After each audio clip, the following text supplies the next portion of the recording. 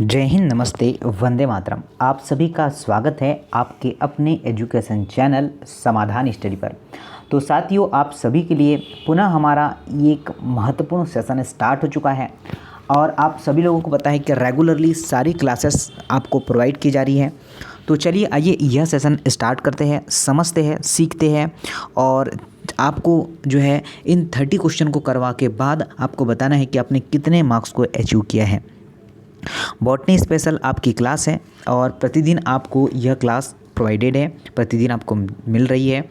चलिए देखिए साथियों, आपका पहला क्वेश्चन स्टार्ट हो रहा है। बोला है कि मैंग्रोव क्या होते, जीरोफाइट्स या फिर आपका हाइड्रोफाइट्स, हेलोफाइट्स या फिर हम लोग जो इसे कहेंगे ग्लाइकोफाइट्स। देखिए नोट करना है, जो आपके मैंग्रोव वन होते हैं, ठीक है, ये ऐसे पौधे होते हैं जो दलदली, ठीक है, क्या का बच्चा, जो आपका दलदली क्षेत्र में पाए जाते हैं।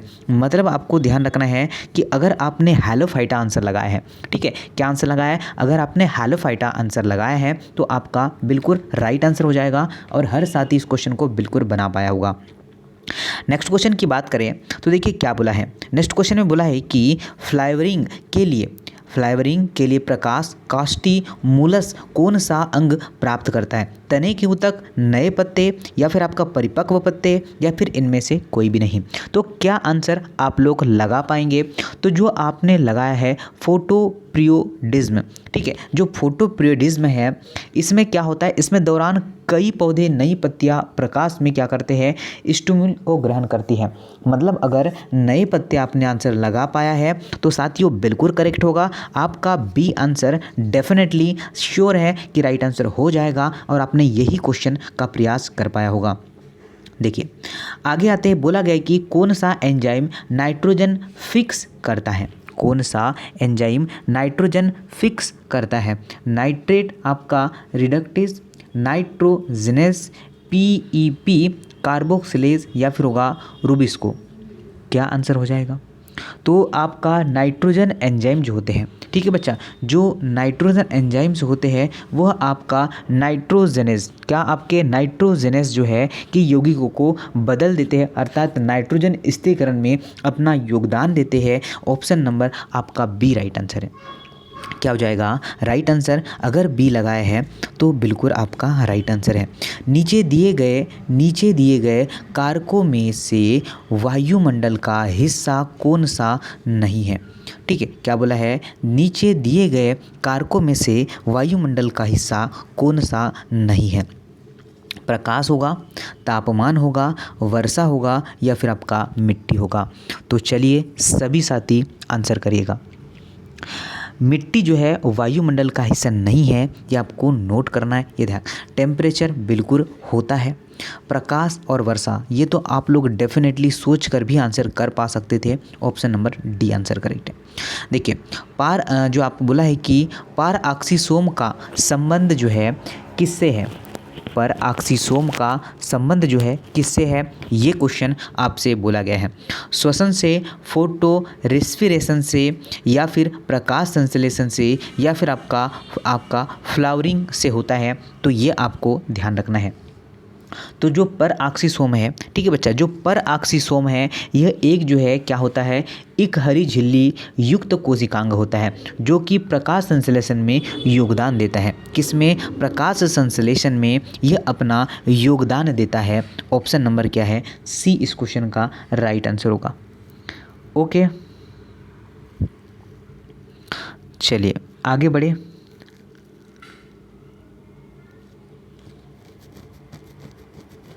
चलिए आगे देखते हैं नेक्स्ट क्वेश्चन कौन सा है।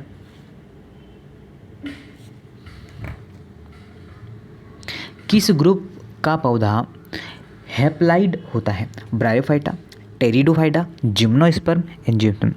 तो आपको ध्यान रखना है, जो ब्रायोफाइटा होता है मुख्यतः जो होता है मुख्य पादप के शरीर में गेमिटोफिटिक होता है और यह जो होते हैं, ठीक है, यह जो होते पौधे आपके हैप्लाइट्स प्रकार के भी होते हैं। तो राइट आंसर क्या होगा?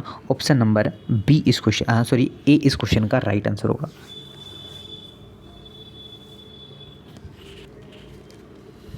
आगे देखते हैं। नेक्स्ट क्वेश्चन की बात करें, बोला है कि ग्लाइकोलाइसिस किस में होता है। क्या बोला है? ग्लाइकोलिसिस किस में होता है?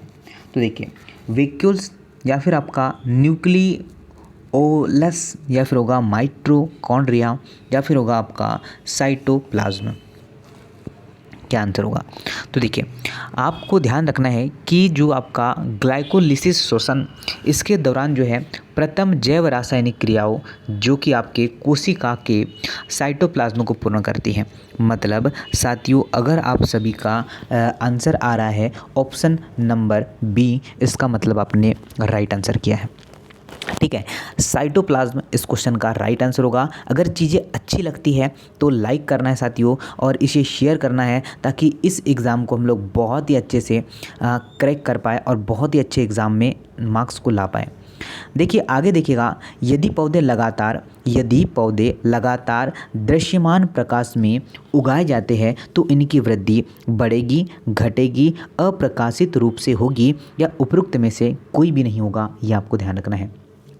यदि पौधे लगातार जो है दृश्य प्रकाश में रहता है तो प्रकाश संश्लेषण की दर क्या होती है? घट जाती है। क्या होती है? घट जाती है। तो राइट आंसर क्या होगा आपका? ऑप्शन नंबर बी होगा। ये आपको ध्यान रखना है क्योंकि जो है लाइट रिफ्लेक्शन की जो है रेट, लाइट रिफ्लेक्शन की जो आपका रेट है वह आपका डार्क रिएक्शन में क्या करती है? बाधा उत्पन्न कर देती है। तो राइट आंसर क्या होगा? घट जाएगी। ये आपको ध्यान रखना है। आगे आते हैं, नेक्स्ट क्वेश्चन नोट करता है साथियों, क्या बोला गया है? बोला है कि जो है ट्रांसपिरेशन, ठीक है, जिसे हम लोग यह ट्रांसपिरेशन ट्रांसपिरेशन होगा। ठीक है, तो देखिए ये किसके जो है बढ़ने के साथ बढ़ेगी? आर्द्रता, तापमान, कार्बन डाइऑक्साइड या सल्फर डाइऑक्साइड? क्या आंसर हो जाएगा? तो तापमान के बढ़ने पर वातावरण में नमी की मात्रा कम हो जाती है, जिसे हम लोग वाष्पो उत्सर्जन रेट बढ़ जाती है। राइट आंसर नोट करिएगा, इसका आंसर क्या होगा? तापमान। तो तापमान अगर आपने आंसर लगा पाया है तो इस क्वेश्चन का आपने राइट आंसर लगाया है। क्या है? अगर आपने तापमान आंसर लगाया है तो आपका बिल्कुल राइट आंसर है और आपने बिल्कुल राइट आंसर कर पाया है। चलिए आगे देखिए, पौधे नाइट्रोजन का कौन सा भाग अवशोषित करते हैं? पौधे नाइट्रोजन का कौन सा भाग अवशोषित करते हैं? N2, NO2, NO3 या फिर आपका ऑर्गेनिक नाइट्रोजन करते हैं। तो देखिएगा सभी साथी ध्यान दीजिएगा कि पौधे जो है नाइट्रोजन का NO3, क्या बच्चा? NO3 ऑप्शन नंबर सी वाला भाग क्या होते हैं? अवशोषित करते हैं। ये आपको ध्यान रखना है, चीज़ों को सीखना है, समझना है, देन उसके बाद आपको आंसर करते रहना है। नेक्स्ट क्वेश्चन की बात करें, एक जीन जिसके बनने का जो है उत्तरदायी है, एक जीन जिसके बनने का उत्तरदायी एक प्रोटीन, एक जो है पॉलीपेप्टाइड या फिर कई पॉलीपेप्टाइड या उपयुक्त सभी होगा। आप सभी लोगों को यह नोट करके बताना है। बात करें जीन जो होता है DNA के वे भाग होते हैं जो कि एक पॉलीपेप्टाइड अथवा जो है कई पॉलीपेप्टाइड के निर्माण में भाग लेते हैं। तो आपका एक प्रोटीन, एक पॉलीपेप्टाइड और एक कई पॉलीपेप्टाइड, मतलब ऑप्शन नंबर डी इस क्वेश्चन का आपका राइट आंसर बन जाएगा। क्या राइट आंसर बन जाएगा? ऑप्शन नंबर डी साथियों इस क्वेश्चन का राइट आंसर है और हर साथी, हर बच्चा इस क्वेश्चन को लगा पाया है। आगे आते हैं, देखिए नेक्स्ट क्वेश्चन क्या है, जरा ध्यान देते हैं। नेक्स्ट क्वेश्चन की बात करें तो प्रतिदिन एक तापक्रम जो है रिदम पौधे को क्या करता है? प्रभावित करता है। उसे क्या कहते हैं?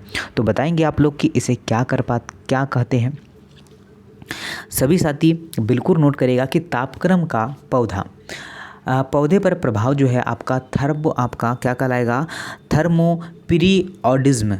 तो आपका सी आंसर बिल्कुल करेक्ट हो जाएगा। ठीक है साथियों, क्या आंसर सही हो जाएगा? अगर आप सभी लोगों ने सी आंसर को प्रेस किया है, सी आंसर लगाया है, इसका मतलब आपने राइट आंसर प्रेस किया है। क्या है? आपने राइट आंसर लगाया है। गेहूँ किस में रखा जाता है? आपके मिलेट्स या फिर आपका सीरियल्स या फिर होगा आपका पल्सेस या फिर होगा ऑयल सीड। तो आप सभी लोग क्या बता पाएंगे? कि गेहूँ की आपके रिसियल्स में रखा जाता है। गेहूँ को कहाँ रखते हैं? तो गेहूँ को हम लोग रिसियल्स में रखते हैं। ये आपको ध्यान रखना है, ये आपको नोट करना है। राइट आंसर क्या होगा? बी होगा। ओके, चीज़ों को समझना है, सीखना है और आगे बढ़ना है। आगे देखिएगा नेक्स्ट क्वेश्चन क्या है। नेक्स्ट क्वेश्चन नोट करिएगा कि पौधे के कार्यकी का अध्ययन करने वाले शाखा को क्या कहते हैं? इकोलॉजी या फिर आपका जो है मॉर्फोलॉजी या फिजियोलॉजी या फिर साइटोलॉजी। तो क्या आंसर आप लोग कर पाएंगे? बताइए, मुझे नोट करके आंसर बताइएगा कि हर बच्चा इस क्वेश्चन का राइट आंसर क्या कर पाएगा। फिजियोलॉजी कितने बच्चों ने लगा पाया सर जी? क्या होगा? फिजियोलॉजी इस क्वेश्चन का राइट आंसर है। फिजियोलॉजी जीव विज्ञान की वह शाखा है। इसके अंतर्गत क्या होता है? तो इसके अंदर पौधे के जो जैविक और कार्यकी का अध्ययन किया जाता है। आप सभी लोग बिल्कुल डेफिनेटली राइट आंसर कर पाएंगे। बोला गया है कि राइबोसोम किस में जो है मिलता है? राइबोसोम किस में मिलता है? न्यूक्लियस में, साइटोप्लाज्म में, आपका सेल वॉल में या फिर आपका क्लोरोप्लास्ट में? क्या आंसर बन पाएगा? तो राइबोसोम जो कि सबसे सूक्ष्मतम कोशिकांग जो है होता है, कोशिकांग क्या होता है? विहीन होता है, मतलब कोशिकांग नहीं होता है। और ये मुख्य जो है आपका साइटोप्लाज्म में पाया जाता है। किसमें पाया जाता है? तो ये मुख्यतः साथियों साइटोप्लाज्म में पाया जाता है। क्या आप सभी लोगों का राइट आंसर बी हो पाया है क्या? ठीक है, नोट करना, चीज़ों को सीखना है, सीखने से ही समझना है और इस बार बहुत ही शानदार तरीके से सिलेक्शन लेना है। ओके, आगे बढ़ते हैं। सारी क्लासेस आपको प्रोवाइडेड है। रिवीजन करना है क्लासेस का और अच्छे मार्क्स आपको लेके आना है। देखिए, आपसे बोला है कि जो है इमेस्कुलेशन, आपका इमेस्कुलेशन के लिए फूल का कौन सा भाग निकाल देते हैं? तो देखिए, आपका होगा सिग्मा, सेपल और पेटल या फिर एंथर या फिर आपका गाइनोसियम। तो साथियों देखिएगा कि आपका जो है इमस्कुलेशन, ठीक है, क्या होगा? इमस्कुलेशन जो होता है, यह ध्यान रखना कि यह जो है वांछित परागकण जो है करने वाले एक विधि होती है। तो आपको ध्यान रखना है जो आपका एंथर दिया है, ठीक है ना बच्चा, जो आपका एंथर दिया है वो क्या होता है? निकाल कर पौधे को मादा बना देता है। तो राइट आंसर क्या होगा? सी आंसर बिल्कुल सत्य है और सभी लोगों ने यही आंसर को कर पाया है। आगे देखिएगा, ध्यान दीजिएगा क्या बोला गया है। इसको बोला गया है कि फाइबर में पाया जाता है। क्या बोला है? फाइबर में क्या पाया जाता है? नोट करेगा, मोटी भित्ति या फिर पतली भित्ति, कोनों पर भित्ति मोटी होती है या फिर आपका डेंस साइटोप्लाज्म। क्या आंसर हो पाएगा? बताइए। तो देखिए, फाइबर द्रव जो होता है, फाइबर द्रव जो होता है कोशिका से मिलकर बनता है, जो कि यांत्रिक सहारा प्रदान करता है। क्या आपका राइट आंसर हो पाएगा? ठीक है बच्चा, क्या करता है? यह यांत्रिक सहायता प्रदान करता है। और किसका? मोटी भित्ति, पतली भित्ति। चलिए, तो देखिए सभी लोगों ने नोट कर पाया होगा। ओके, चलिए, कोशिका से मिलकर बना होता है और जो कि आपका यांत्रिक सहारा प्रदान करता है। तो ये मोटी भित्ति का बना होता है। तो ये ध्यान रखना, जिन भी साथियों का ए आंसर है तो मतलब आपका राइट आंसर हो जाएगा। आगे चलते हैं, नेक्स्ट क्वेश्चन नोट करते हैं। क्वेश्चन को देखिए, ध्यान से पढ़ते हैं। बोला है कि जो है बायोडाइवर्सिटीज़ का अंग कौन सा होता है? तो देखिए, स्पोरोजिस आपका डाइवर्टी या फिर होगा जेनेटिक आपका डाइवर्सिटी। सी की बात करें तो इकोलॉजिकल जो है डाइवर्सिटी या उपयुक्त सभी होगा। तो देखिए साथियों, सभी लोग नोट करेगा आपका। अगर आपने डी आंसर प्रेस किया है तो डेफिनेटली आपका राइट आंसर है, मतलब ऑप्शन नंबर डी इस क्वेश्चन का राइट आंसर बन जाएगा। आगे देखिएगा, बोला गया है कि जीन जो है किसके यूनिट है? जीन जो है किसकी यूनिट है? ये आपको बोला है मॉर्फोलॉजी की या फिर आपका कार्य की इकाई की, वंशानुगति की या फिर होगा उपरोक्त में से कोई भी नहीं। तो जीन जो है किसकी इकाई है ये आपको बताना है। जीन वंशानुगति की क्या होती है? यूनिट होती है, इकाई है, जो कि आनुवांशिक लक्षणों को पीढ़ी दर पीढ़ी क्या करती है, बढ़ाती जाती है। तो आपका मॉर्फोलॉजी आपका बिल्कुल राइट आंसर है सर, और हर साथी इस क्वेश्चन को डेफिनेटली बना पाया है और समझकर आंसर कर पाए हैं।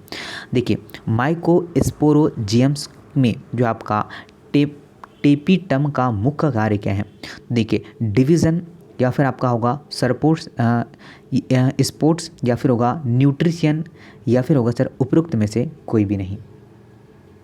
तो साथियों ध्यान देना है, चीज़ों को समझना है कि आपका टेपम, ठीक है बच्चा, जो टेपम होते हैं, ये देखिए आपका टेपिम, तो आप सभी लोग यहाँ पर नोट करें, यह जो है माइक्रोस्पोरोजियम क्या होते हैं, यह माइक्रोस्पोरोजियम की सबसे आंतरिक परत होती है। कौन सी परत होती है? सबसे आंतरिक परत होती है, ये ध्यान रखना। तो अब जो है जिन्होंने लगाया है न्यूट्रिशन, ठीक है, और ये क्या होते हैं, न्यूट्रिशन मतलब पोषण प्रदान करते हैं, तो आपको ध्यान रखना है। तो इसमें आपको जो है पोषण, अगर आप लोग आंसर लगा पाते हैं तो बिल्कुल सही आंसर है, और चीज़ों को आपने काफ़ी ढंग से कर लिया है, ये माना जाएगा। विषाणु संक्रमण जो है प्राय अनुपस्थित होता है, विषाणु संक्रमण प्राय अनुपस्थित होता है फ्लोएम कोशिकाओं में, दारुक कोशिकाओं में, मज्जा कोशिकाओं में, या शीर्ष विभोजी ऊतक में। क्या आंसर आप लोगों का? तो जिन्होंने आंसर लगाया है शीर्ष विभोजी ऊतक, क्या आंसर लगाया है? शीर्ष विभोजी ऊतक, तो ये बिल्कुल सही होगा। को एक या दो परत युक्त जो है लेकर उसे हम लोग स्टेप जो है लाइजर करने पर क्या करते हैं, विषम मुक्त पौधे प्राप्त करते हैं। तो राइट आंसर क्या होगा? ऑप्शन नंबर डी होगा, ये आप लोग को ध्यान रखना है। चलिए आते हैं जरा आगे, नेक्स्ट क्वेश्चन नोट करना। बोला है कि क्लैंप बंद किस में पाए जाते हैं? तो फाइकोमाइसिटीज़ में, या फिर आपका एस्कोमाइसिटीज़ में, या फिर होगा आपका बेसिडियोमाइसिटीज़ में, या फिर होगा आपका ड्यूटीरोमाइसिटीज़ में। तो क्या आंसर बन जाएगा? तो देखिएगा साथियों, जिन भी बच्चों ने और जिन भी साथियों ने आंसर आपका बेसिडियोमाइसिटीज़ में आंसर लगा पाया है, ठीक है, जो ऑप्शन नंबर सी लगा पाया है बिल्कुल करेक्ट है, यह जो होगा अपना सी आंसर लेके जाएगा, ये आपको ध्यान रखना है। चलिए, और चीज़ें पसंद आ रही है तो लाइक ज़रूर करना है आप लोग को। आगे देखिएगा, निम्नलिखित में से कौन सा गुण जो होता है, निम्नलिखित में से कौन सा गुण आपका टेलोफेज से संबंधित होता है? कौन किससे? टेलोफेज से संबंधित होता है, क्या आप लोग बताएंगे?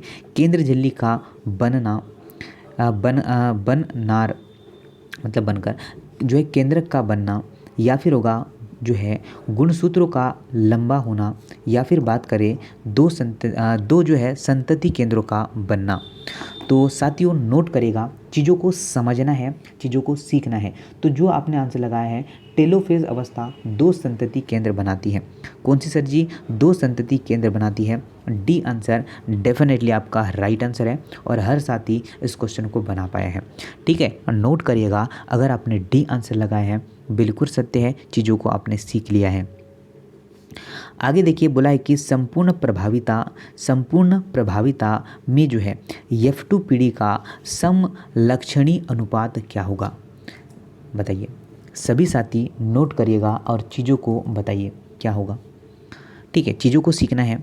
3:1, 1:2:1, 1:1:1 का रेशो, या 2:2 का रेशो बन जाएगा। तो अपूर्ण, अब क्या बोला है, संपूर्ण प्रभावी में पीड़ित जो है समलक्षित अनुपात क्या होगा?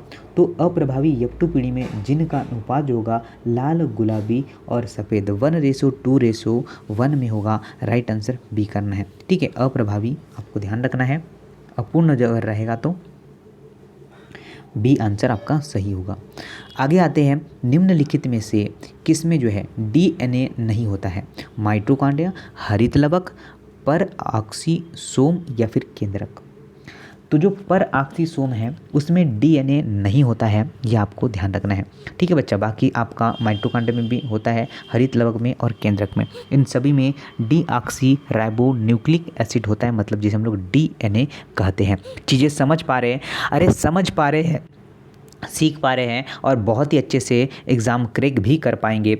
बहुप्रभावी जो है बहु प्रभाव दर्शाने वाले जिन क्या कहलाते हैं? आपका कॉम्प्लीमेंट्री जीन, या फिर आपका रिप्लियोट्रॉपिक जीन, या फिर होगा आपका सिस्टन्स, या फिर होगा आपका स्यूडोजोन्स। क्या आंसर बन पाएगा? चलिए, क्या आंसर आप लगा पा रहे हैं? कितना बच्चा करेक्ट कर पाया है?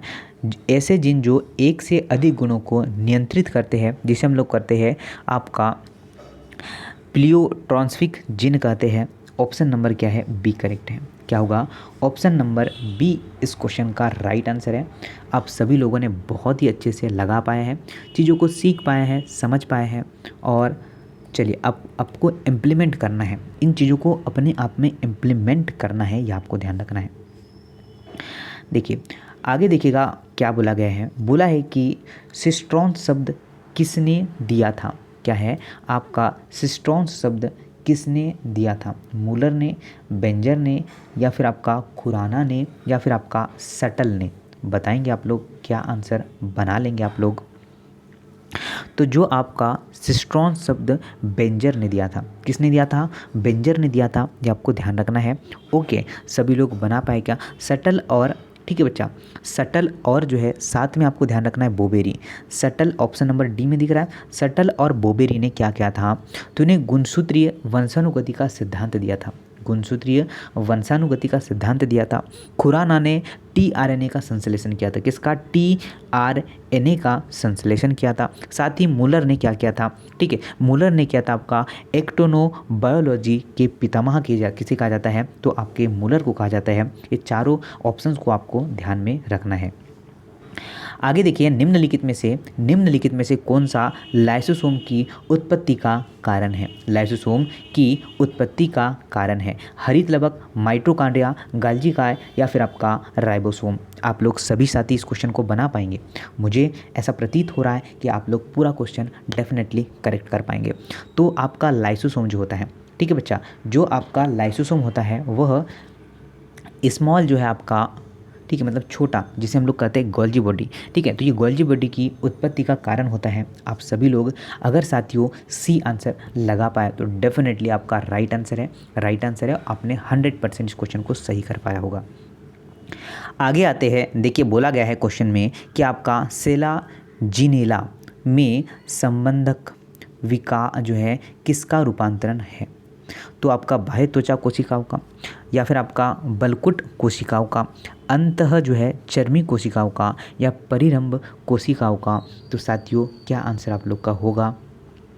तो जिन भी साथियों ने लगाया है, आपका स्लेजिनेला जो होता है, इसमें जो होता है संबंधक जो है लंबी अंत स्तरीय कोशिका को प्रदर्शित करता है। कौन सी सर जी? आपका ऑप्शन नंबर सी। कौन सी? ऑप्शन नंबर सी आपका राइट आंसर है। हर साथी इस क्वेश्चन को बना पाया है और इस बार बहुत ही अच्छे पूर्वक इस क्वेश्चन को सॉल्व कर पाए होंगे आप लोग। आगे आते हैं, देखिए नेक्स्ट है कि टोनोप्लास्ट एक जो है झिल्ली है जो घेरती है। क्या घेरती है? तो देखिए, आपका राइबोसोम को, माइटोकॉन्ड्रिया को, या फिर आपका रिक्तिका को, या कोशिका द्रव को? आपको ये बताना है। क्या? टोनोप्लास्ट की बात हो रही है। तो टोनोप्लास्ट जो होता है एक झिल्ली है जो कि आपका रिक्तिका को घेरती है। किसको? रिक्तिका को घेरती है। साथियों राइट आंसर होगा option number C. Option number C. तो ये थे आपके जो है टॉप जो है 30 क्वेश्चन। आपने 30 आउट ऑफ 30 जो है ले ही लिया होगा। और मुझे कमेंट बॉक्स में ये बताना है कि आपने कितने 30 में कितने अचीव किया है, क्योंकि अभी हमारे चीज़ों को रिवाइज़ करने का टाइम आ चुका है। हम लोग चीज़ों को रिवाइज़ करेंगे और अच्छे से अच्छा स्कोर ला पाएंगे। और इसे शेयर करना गाइस, उन बच्चों तक शेयर करना जो है यहाँ पर हमारी क्लास को नहीं ले पाए हैं। और क्लास अच्छी लगती है तो लाइक करना है और शेयर करना है। जय हिंद। मिलते हैं नई क्लास में आपके साथ। वंदे मातरम।